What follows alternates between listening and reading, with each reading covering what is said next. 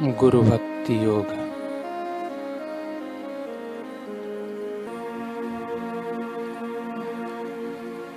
गुरु भक्ति योग माना सद्गुरु को संपूर्ण आत्मसमर्पण करना। गुरु भक्ति योग के 8 महत्वपूर्ण अंग हैं, जिनका अभ्यास करके साधक शीघ्र ही इस योग में सफल हो सकता है। पहला है, गुरु भक्ति योग के अभ्यास के लिए सच्चे हृदय की स्थिर महेच्छा। दूसरा है, सद्गुरु के विचार, वाणी और कार्यों में संपूर्ण श्रद्धा।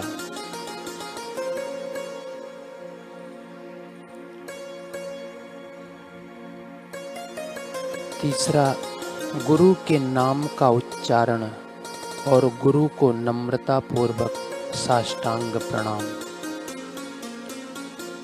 अगला है, संपूर्ण आज्ञाकारिता के साथ गुरु के आदेशों का पालन।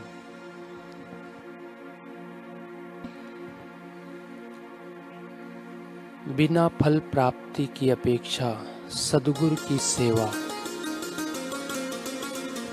भक्ति भाव पूर्वक हर रोज सद्गुरु के चरण कमलों की पूजा। सातवां है, सद्गुरु के दैवी कार्य के लिए आत्मसमर्पण, तन मन धन समर्पण। और आठवां है, गुरु की कल्याणकारी कृपा प्राप्त करने के लिए योम उनका पवित्र उपदेश सुनकर उसका आचरण करने के लिए सद्गुरु के पवित्र चरणों का नियमित ध्यान।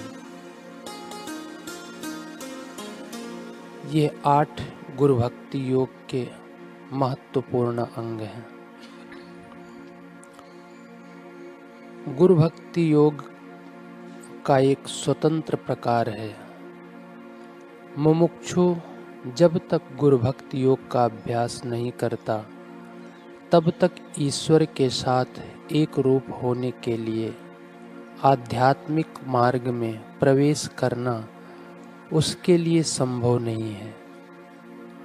जो व्यक्ति गुरु भक्ति योग की फिलॉसफी समझता है, वही गुरु को बिन शर्ती आत्मसमर्पण कर सकता है।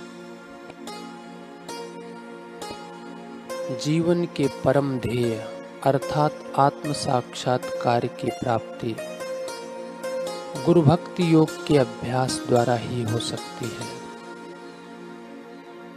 गुरु भक्ति का योग सच्चा एवं सुरक्षित योग है, जिसका अभ्यास करने में किसी भी प्रकार का भय नहीं है। आज्ञाकारी बनकर गुरु के आदेशों का पालन करना, उनके उपदेशों को जीवन में उतारना, यही गुरु भक्ति योग का सार है। चंदू बढ़ई नाम का एक व्यक्ति एक बार नानक जी के सत्संग सभा में पहुंचा। नानक जी का सत्संग सुनकर उसे बड़ी शांति का अनुभव हुआ। उसने नानक जी से दीक्षा ले ली। सत्संग में सुने अनुसार वह अपना सब कार्य गुरु का समझकर गुरु के सिद्धांत के अनुसार करने लगा। जो बातें गुरुदेव ने जीवन से संबंधित बताई, वह अपने जीवन में लाने का अभ्यास करने लगा। इसके प्रभाव से उसमें पूर्वाभास की शक्ति जागृत हो गई। क्या होने वाला है यह उसे पहले ही अनुभव होने लगा। किसी भी साधक को जब कोई उपलब्धि होती है तो वह समर्थ सतगुरु से छिपी नहीं रहती। गुरु को पहले ही पता चल जाता है कि मेरे इस साधक को यह शक्ति मिली है। चंदू को मिली शक्ति गुरु नानक देव जी जानते थे। एक बार एक निर्धन व्यक्ति नानक जी के पास आकर बोला, महाराज, क्या मुझे कोई अच्छा गुरु मिलेगा?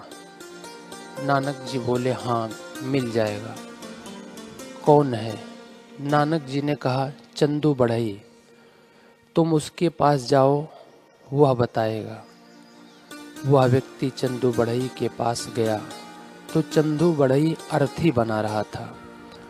उस व्यक्ति ने पूछा, आप यह अर्थी किसके लिए बना रहे हैं? चंदू बढ़ई बोला, मेरा बेटा मर गया है, उसके लिए बना रहा हूँ। वह व्यक्ति बोला, गुरु नानक जी तो आपकी प्रशंसा कर रहे थे, आपका बेटा कैसे मर गया? चंदू बढ़ई, गुरु साहब की यही इच्छा थी। गुरु साहब की ऐसी कैसी इच्छा? चंदू बोला, जो गुरु साहब की इच्छा होगी वही होगा, इसमें क्या है? आप तो गुरु को इतना मानते हैं, फिर भी आपका लड़का मर गया। चंदू बोला, दुर्घटना में उस पर रथ का पहिया चढ़ गया और वह मर गया। व्यक्ति बोला, आप तो इस तरह कह रहे हैं जैसे किसी पराये का बेटा मरा हो। चंदू, पराया और अपना यह सब मन की कल्पना है, तुम पूछना क्या चाहते हो या बताओ। वह व्यक्ति बोला, अब मैं क्या पूछूं, आप ही बता दीजिए। चंदू, और तो क्या बताऊं, तुम्हें 8 दिन में फांसी लगने वाली है। वह व्यक्ति बोला, यह आप क्या कह रहे हैं? मैं तो अच्छा गुरु खोजने को चला था और आप कह रहे हैं कि 8 दिन में फांसी लगने वाली है। चंदू बोले, गुरु साहब की यही मर्जी है। व्यक्ति, गुरु की मर्जी से आपका बेटा मर गया और उन्हीं की मर्जी से 8 दिन में मुझे फांसी लग जाएगी? चंदू, हाँ। व्यक्ति, मैं नहीं मरूंगा। यह कहकर वह व्यक्ति भागता भागता जंगल में चला गया। उसने सोचा कि अपने गांव में रहूंगा तो ही फांसी लगेगी, इस जंगल में मुझे कौन फांसी पर चढ़ाएगा। दिन भर चलता और रात को आराम करता। इस तरह करते करते 7 दिन बीत गए। 8वें दिन वह एक पेड़ के नीचे लेटा तो उसे नींद आ गई। आधी रात को कुछ चोर राजमहल में चोरी करके वहां से जा रहे थे। उन्होंने अपना सारा सामान बांट लिया, केवल एक माला बाकी रह गई। उन्होंने सोचा कि बंटवारे के लिए इस माला को क्यों तोड़े। इससे पेड़ के नीचे कोई योगी सो रहे हैं। इस पेड़ के नीचे कोई योगी सो रहे हैं, क्यों न यह माला उन्हीं को भेंट चढ़ा दें। चोर उस व्यक्ति के गले में माला डालकर चले गए। वह माला राज परिवार की थी। पीछे से राजा के सिपाही आए।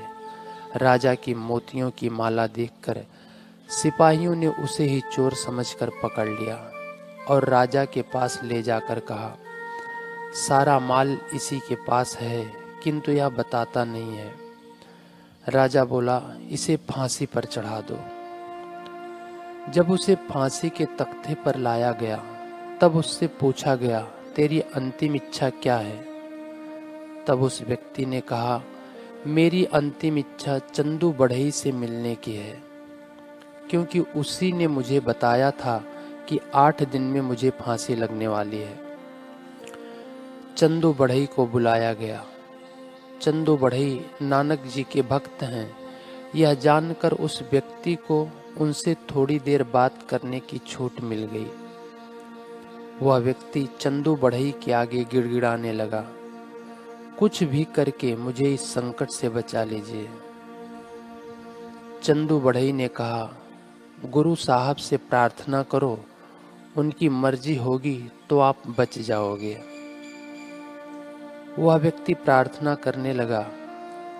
इतने में ही गुप्तचर सूचना लेकर आए कि असली चोर सामान सहित पकड़े गए हैं। राजा बोला, उस निर्दोष व्यक्ति को छोड़ दिया जाए। राज आज्ञा से उस व्यक्ति को छोड़ दिया गया और वह भी चंदू के साथ गुरु नानक जी के पास चला गया। जो गुरु की मर्जी में अपनी मर्जी मिला देते हैं, उनके द्वारा ही प्रकृति ऐसे कार्य करवा देती है कि लोग दंग रह जाते हैं। तो स्वयं सतगुरु की तो बात ही क्या है।